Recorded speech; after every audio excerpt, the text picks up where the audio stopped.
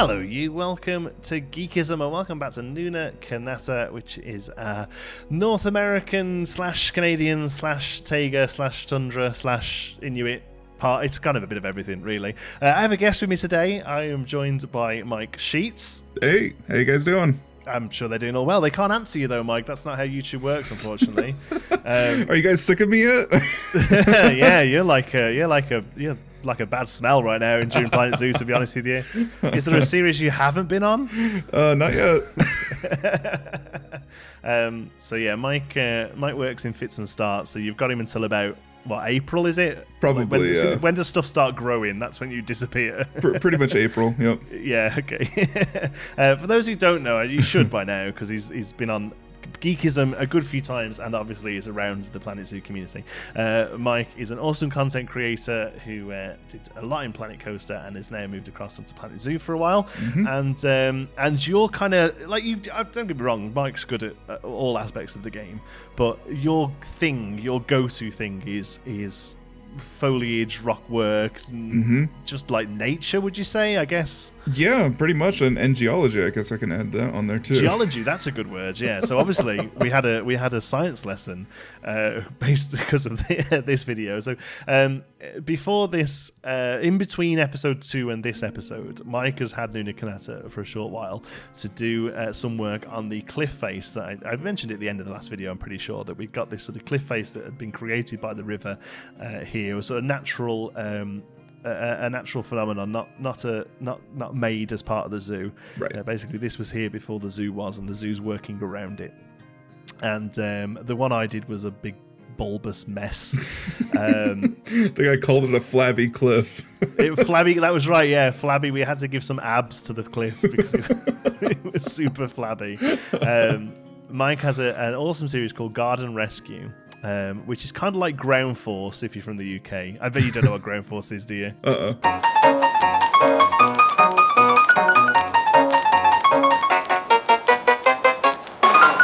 Anyway, I am massively digressing. I was going to say, yeah, I based Garden Rescue off of like Big Dream, Small Spaces, which was from Monty Don. Okay, yeah, so I guess the same sort of thing. And I don't know if you've ever seen Grand Designs, which is like an architectural version, same sort of thing. That one's really so cool. Yeah, those kind of things. Mike comes in and fixes a problem you have, I suppose. Although so far there's been 2 episodes. I don't know if necessarily you were fixing anything for the designer. You just worked on a new area, right? Yeah, she didn't like that I had called out all the concerns and all the problems, because really it is supposed to be like please come here and do this for me, that sort of thing. Yeah, basically do something like, and I'm all for that in real life as well. Like I know what I'm good at, and like if I have a problem with a car, I ring somebody who does cars, like I just, it's not my thing. And I think that can quite easily apply for video games as well. Like there's certain things that other people are better at. And I think it's good because it shares knowledge and it shares, it's just like from ingenuity, a YouTube point really. Of view, and from a YouTube point of view, it shares audiences as well. It's always nice to get some crossover regarding that as well. So yeah, that's what happens. So the cliff, unfortunately, you don't see much of it here. There was going to be a live section later on where we'll have a proper look at it, because it does create this incredible backdrop for what we're building today, which is our first animal, episode 3. It seems to be the way of all of our series, is that we're not going to be getting animals until about episode 3. I think 3 is the limit, to be honest. I kind of felt that I thought, you know what, by episode 3 I've got to get an animal in here. I've got to get an animal in there. So yeah, Season Zoo of Bro Coaster, that's had 2 episodes. No animals yet, right? No animals yet, but I believe that John's working on some sort of animal, because he was cursing the game about how the animals are all really difficult to work with. Yeah, they're much more it's much more difficult to keep an animal happy in this game than it ever was to keep a roller coaster happy in Planet Coaster, right? Absolutely. The fact that they are living, breathing things, as much as a video game piece of code can be. Right. But I quite like that, though. I quite like the challenge of knowing what you want to build, putting an animal in it, and then having to make it work for that animal. I'm actually quite enjoying making that happen, Yeah, I forget who I told this, but I just texted somebody this game is really beautiful when the game's not screaming at you. all the alerts and stuff like that. Yeah. There's a lot going on. Yeah. Like up there, look, there's like, it's a 6 there. That's just like buildings I haven't built, basically. Which they've said that there should be an update next week that addresses some of that for Sandbox. I feel like some of the building has been improved by the recent update they just did. I know that recolorability now works. Yeah. Oh, yeah. So as far as like making stuff, yeah. Recolorability is better. I'm still having the X problem though. Me too. The X button not changing between stuff. I'm having it as bad as much as I was before, to be honest. So I don't know what they're meant to have done there. But yeah, no. Apparently next week there's going to be like an update that basically makes you able to turn more stuff off in Sandbox. Thank God. Which would be really good. The main one for me, I think, is Please, power. Utilities. Yes. Yeah. Utilities are awful. Which I think is quite funny considering how many fake power and stuff we built in Planet Coaster. I don't think it would be so bad if utilities weren't so like reviled by the guests, but I can't hide them at all. There's no way to hide them. It would be nice if it worked more like Parkitect, right? Where there's where like a line of sight is. I can understand why it doesn't. Obviously, the like guest pathing and therefore line of sight is much more complicated in this game than it is in Parkitect, which works on a grid system. But so here we're just ignore that area. That's still a work in progress. I still feel like density of items should reduce the area of effect of like a utility. That's probably if they fix it. That's how they'll do it, right? Every item you put down that's near the building makes that circle go a little smaller, right? That seems to be a relatively simple. Although I do hate people saying how hard can it be to ... But that seems to be a relatively simple workaround to the issue with the system they have, right? Exactly, because it would just reduce the area of effect. It wouldn't actually have to calculate any sort of. Yeah, that's it. And if you make it detailed enough, the area effect goes completely. You know that would be. That would be nice. I mean, then you could still fudge it by just putting like 50 pieces underground near it or something, but that's fine. But people are always going to find ways of gaming the system, right? It'd be nice if we had underground substations. That would be really easy. Just have a hatch and have the area effect really low. Yeah, that could work. Yeah, something like that. Whether or not it knows it's underground is the thing. That's true. I want to talk about what we're doing here because this is the most interesting bit of the build. So one of the things that I had to, like a problem that I caused myself by building, like having this river here and saying to Mike, this is where I want the cliff to be, and this area to the other side of the river, leave that alone because that's going to be the grizzly habitat. I mean, it seemed obvious then to make the cliff the far barrier of that habitat, right? It would be silly to have that cliff face there and then have like 3 feet in front of it have a fence. Right. So that meant that at some point the habitat barrier has to go over a river. So my first thought was, there's chain link fence or something, so that'll be fine. But actually, having looked into it a little bit, that doesn't work because basically it's a net, right? You're basically putting a net on the river, so any twigs, leaves, fish, fish, birds, exactly, all that kind of stuff.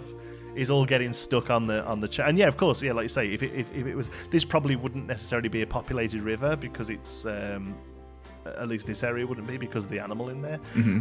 But anything like that obviously can't get through basically.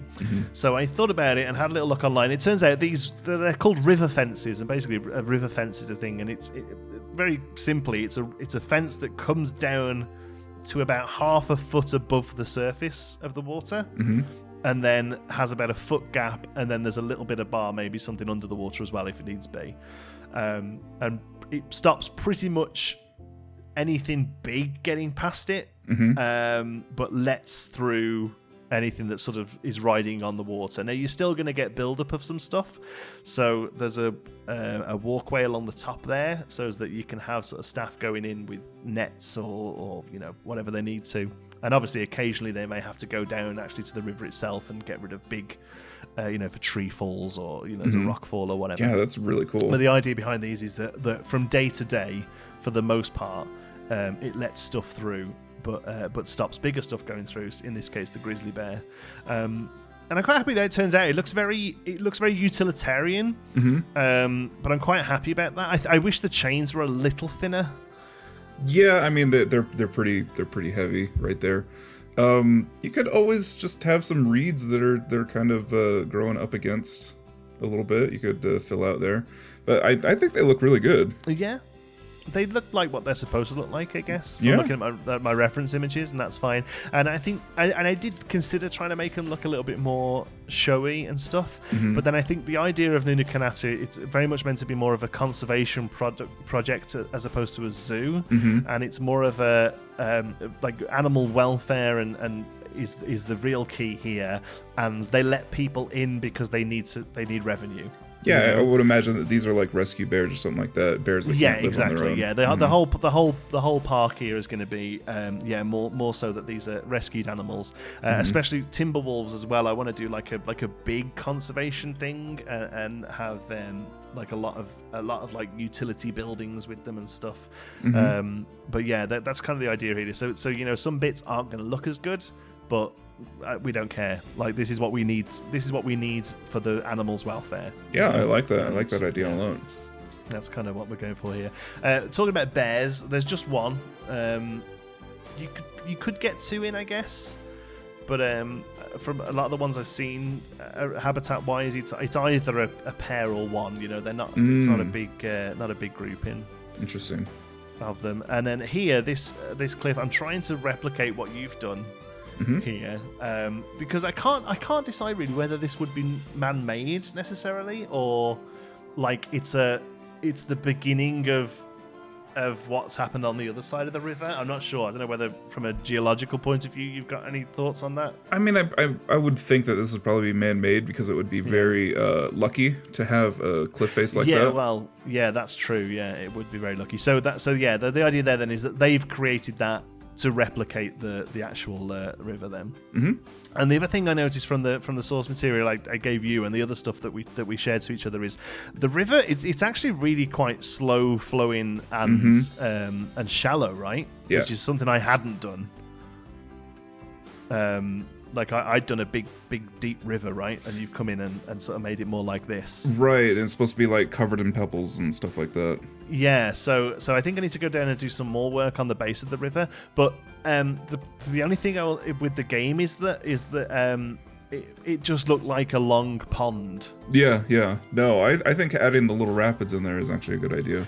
Yeah, so I've had to go in now. They are probably a bit more forceful than it would be. Like I say, the river that we were looking at when you did the work you did, it's like I say, it is really quite super flowing, placid, right? yeah. Yeah. So this is really a bit too intense, but without it, like I say, it didn't say river. Yeah, I gotcha. So I've had to take some slight liberties there with the rocks there, just to kind of make it look like there's a little bit of movement. But yeah, you see here I'm doing the little grass technique. So I watched your video. Excellent. Yeah, and you've got that going on too. The cowberry sort of tied in like a moss. The actual moss in the game's really weird. It is. I found it useful to make like clump grass, but not moss itself. Because it almost looks like they almost look like rocks that are completely covered in thick moss, right? Yeah, that's exactly what they were going for. Is that what it is, do you think? Is that I couldn't tell if that's what it was meant to be, or if it was just like, I think it's okay if you kind of sink them into rocks a little bit, they don't look so bad. Exactly. So you have to have the companion rock with it, otherwise it looks very strange. It just looks like a big lump of stuff, yeah, which is really weird. The Campion moss, I have no idea what that is.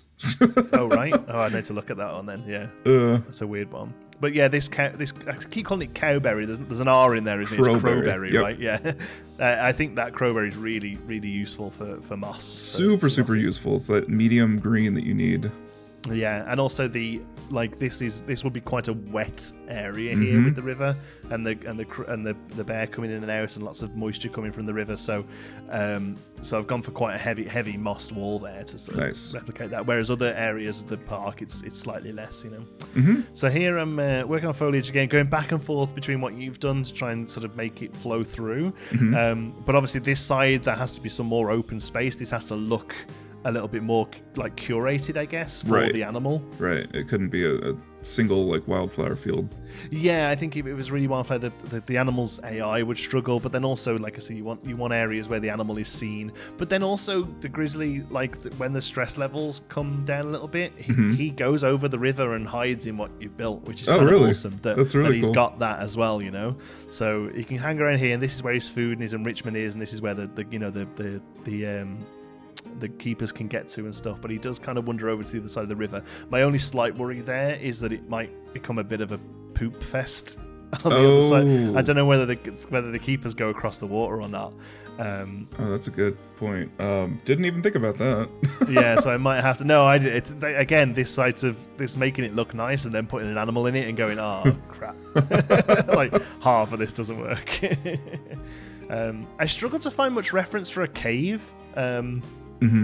Yeah, so it's kind of just like a cave. Like it still needs work on the top of it, but I've just kind of built a cave with terrain. Yeah. I really struggled to kind of. It looks fine, I guess, but yeah, really struggled to find. Yeah, it looks like a formed concrete cave or something like that. Yeah, that's it. Like, but still has a little bit of realism. Like again, they've tried to make it look natural, but it isn't.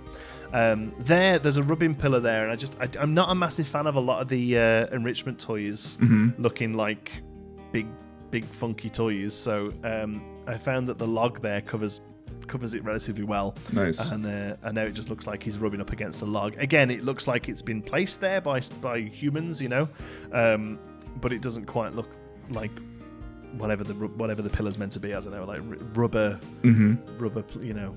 I appreciate that a lot of the enrichment toys, at least they're really easy to hide and to kind of put away. There's not like weird rims or something like that. They are definitely quite plain. And like I say, a lot of them, you know, I mean, you go to a real zoo, you will see footballs, you will see stuff like that, you know. But from what some zookeepers have told me is that a lot of the more toy-like enrichments, so things like the music keyboards for the lemurs. So if you've seen them in game, there's like a little toy Casio keyboard. Because I think that was the one I mentioned. I was like, is that like a thing? And he's like, oh yeah, God, like monkeys love noise making things like that. But and lemurs and, you know, a lot of primates basically love those noise making things. But we keep them behind closed doors because we don't want guests to see the animals playing with toys. Necessarily like human toys. Because they can it kind of anthropomorphizes them a little. And they have a lot of problems, especially with smaller primates, with having them as pets and stuff. And that the idea of seeing them playing with Fisher-Price toys isn't really congrusive with the idea of not keeping them as pets. So they say that we do use a lot of kids' toys, banging things, hammering through shapes and stuff, but they're always kept sort of in their sort of nighttime areas and stuff. So and a lot of zoos very much have like a front of house for animals, you know, and they have this space that's very natural looking and is full of natural enrichments. But then, you know, their nighttime area or their sort of out of opening hours area is a lot more sort of based around being clean and enriching in different ways. So, that's really cool. Yeah, that was a really interesting thing, I think. Yeah, and so I've tried to pick stuff that isn't so toy-y, I guess. Yeah, or at least hide what they are. Or at least you can hide them away. Yeah. So that was just a little path there, so that staff can get to the path along the river fence. Obviously, it's just for show; it doesn't actually do anything. This building started a lot more sort of utilitarian than it ended up being. I didn't realise how much of it sort of is on show to the guests. So exactly, yeah. You see here, I go back and do a lot more sort of work with the wood and stuff. And again, there's no real reference for this image. I just needed something that got down into the level of the grizzlies, you know. And always, I think you kind of have to have a building where the exhibit door is, because pretty much exclusively zoo habitats use like an airlock system for habitat doors, you know. So you go in one, that one gets shut behind you, you go into the next one. Yes. And because you can't really do that in the game, I think building a building around it is a decent way of saying, the airlock's inside there, you just can't see it, you know. Look at you adding all this detail. You're such a... you're becoming one of us. I'm trying. Like I said, again, I think I spoke about this in the Red Panda video that went out yesterday. Yesterday when this goes out. It came out today. Being a full-time YouTuber and doing this amount of detail and this amount of research don't mix very well at all, and it's really difficult. And I want to be better, and I want to have reasoning behind my builds, and I want to have, you know what I mean. I want all that to make sense, but you can't do that every day. No, definitely not. It's a lot of work to be creative like that and to stay in a creative state of mind. But it's just nice to see like things that you're thinking, oh, the cables are there. Well, then they need to have some sort of connector. Well, then there you go. Yeah, little things like that. I think just sort of finish off, and there's the kind of things that you don't really notice much as well when you're looking, but they're just kind of there, almost like what's the word, like subconsciously, I guess, you know. Yeah, your brain kind of erases them, even though it knows that they're there. Yeah. So I'm pretty sure this is the last thing we do. I'm not too happy with it, so I'm going to go back and change this. But we put in a staff entrance on there. The signs aren't so hot in Planet Zoo. Not especially. The actual sign, the like writable signage. That I seem to remember there were a lot more. Like plain ones in Planet Coaster. I think it was the Western ones. Too. Yeah. Yeah. It was the Western ones we used for everything, right? Because they were just plain wood signs, right? That's kind of what we need, I think. So I'm trying to sort of half-ass something here, but I'm not too happy about it. We'll go back and. We definitely have a lot more fonts arriving too. Yeah. Fonts are good. Fonts are nice. Nice, just sort of generic fonts. Which is good compared to the original Planet Coaster ones were all kind of like quite over the top, I think, and I think that comes from them sort of they've basically given the job to some designer, haven't they, and said, right, we need 5 fonts so we don't have to pay licensing on fonts. I think so. Yeah, I think. Yeah. Go ahead. Sorry. No, I said they look like they're probably custom. Yeah, I think they are, and I think basically it just saves them money on licensing them and the difficulties that come with that. The problem is, I think font design is a very specific skill set to get a really good font, and it's the reason why, you know, there are air quotes famous fonts like Helvetica and Times New Roman, because they are such a specific wheelhouse that, and I think what they've done here is kind of given the job to not a font designer, so that's why they look a bit garish, you know. Yeah, a little bit. Nice. Oh, that's the end of the time lapse. Okay, I wasn't ready for that. Okay, so we're in the Canadian wilds, sort of early spring. I'm kind of placing it at the moment. When do these flowers come out? I wouldn't say early spring. I would say probably late spring where we are. Yeah. Yeah. Late spring, and there's people walking around in t-shirts and shorts. Still thread of snow on the horizon. This particular biome does snow quite a bit, which is kind of fun. Yeah, well, I always have the weather on just standard, but yeah, it looks great in the snow. And but now here we go, we can see. I just love the fact that we get a really great shot of the cliff face here. Yeah, that turned out really good. Really good like depth. Looks good, huh? Yeah, I like that.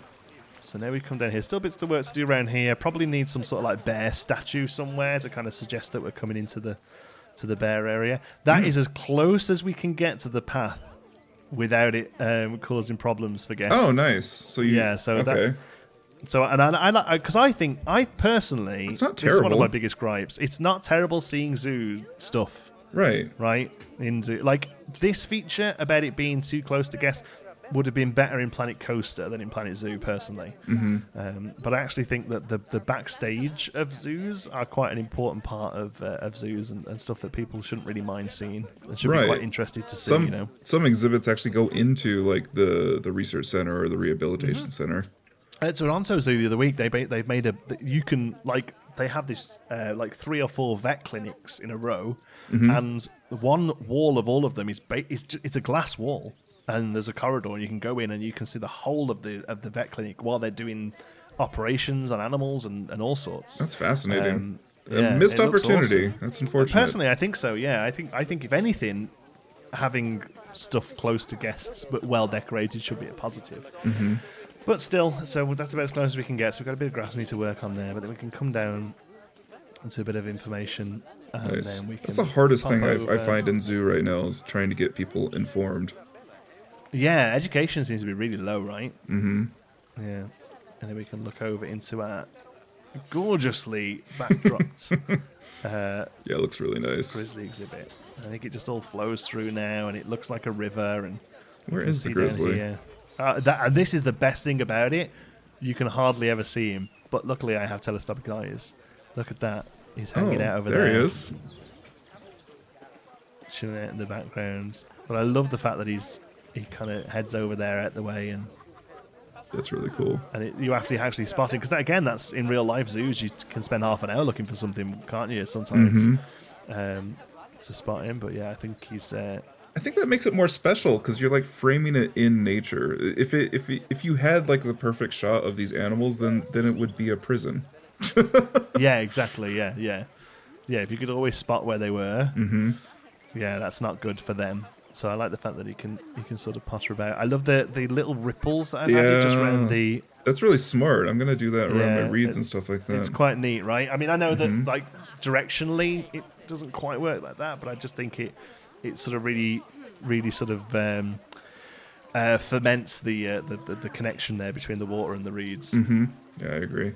Well, you have it on a bunch of different places. Yeah. Well, we got it. I've kind of done it where there's planting going in, not necessarily down the shoreline, but wherever there's like here the Nice. wood. That's really nice. Goes in and stuff. So yeah, you're gonna make sure this thing doesn't break down and like flings you over the top. You want to hope it's doing okay. And then we got this building there. Yeah, and I think that's it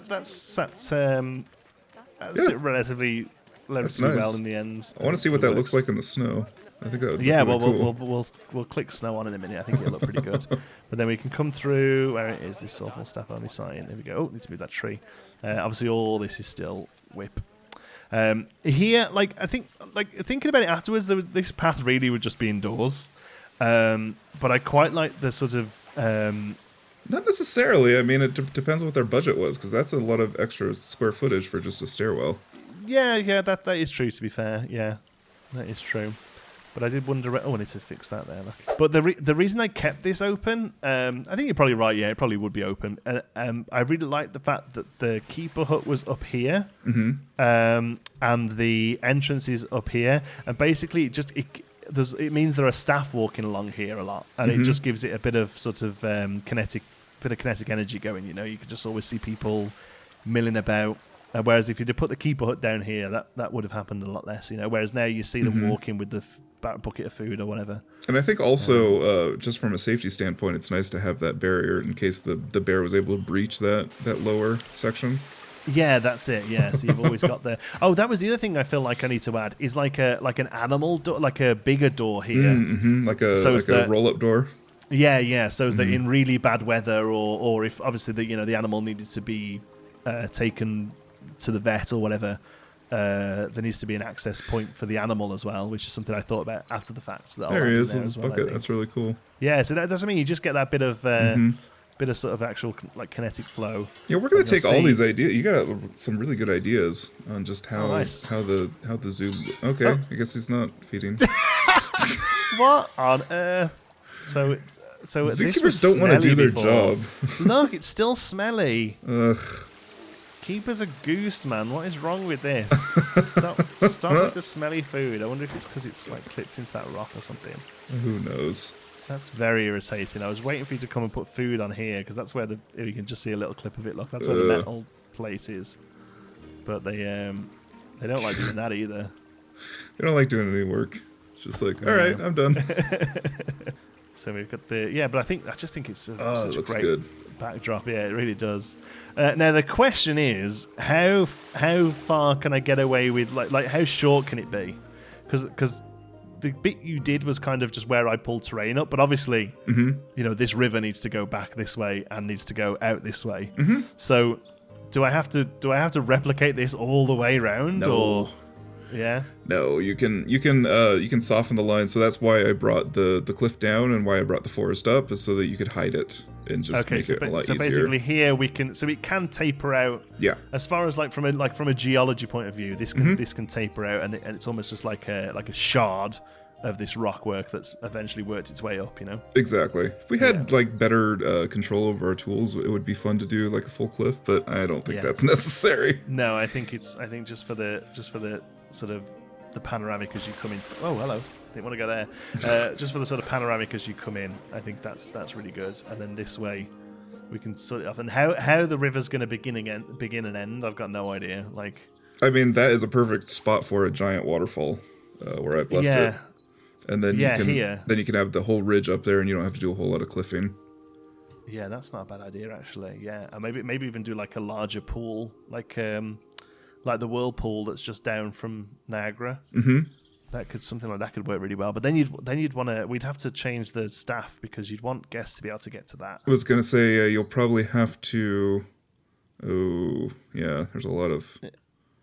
Huh. It can be done. I mean, the only problem is that building there. Mm-hmm. Because turning this, these have just been plonked here. They don't have to stay there, right?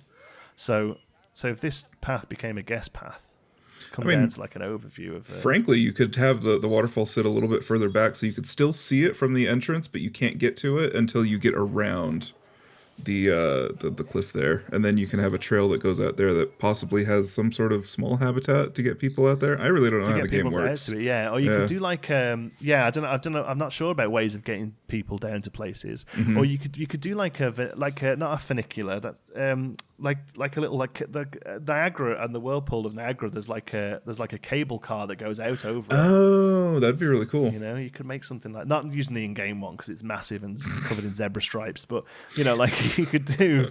You can turn that off, right? The zebra stripes are recolorable. Oh, okay. Oh, right. Okay, so you just change them to both the same color. Mm-hmm. Yeah. Oh, that's neat to know. Okay. Maybe we could look at doing something like that then.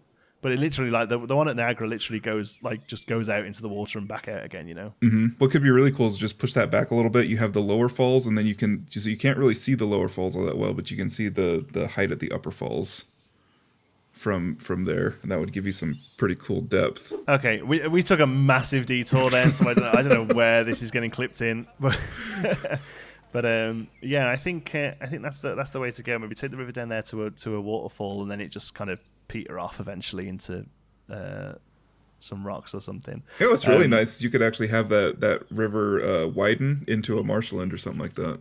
Oh yeah, that might be good for something like bison or something. Mm-hmm. I don't know, do it that way. I want to get a train in as well at some point, because I feel like the train fits this theme better than anything else I've got planned. Oh, that could actually have been the draw before this became a zoo.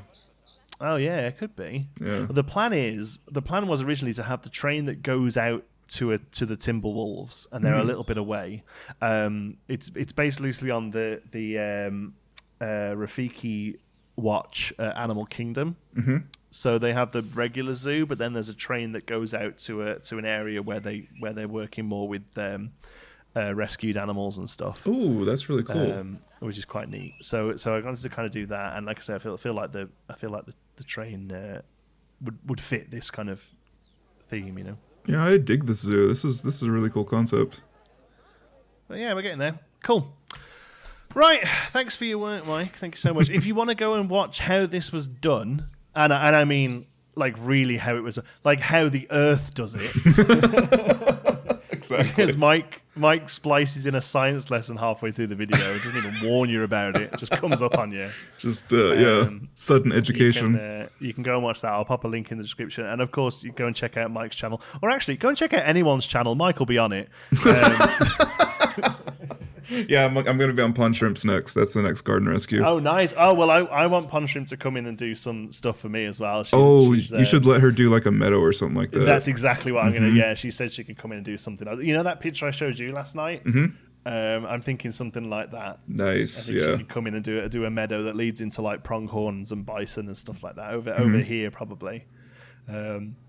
Which I think would be pretty sweet. But yeah, that's the plan anyway. Again, another awesome creator you should all go and follow. She's as nerdy as I am. She's got incredible forestry knowledge. Again, another one where you you have to have a little sit down after the episode and make notes because there'll be a test. Yes, there's going to be a pop quiz.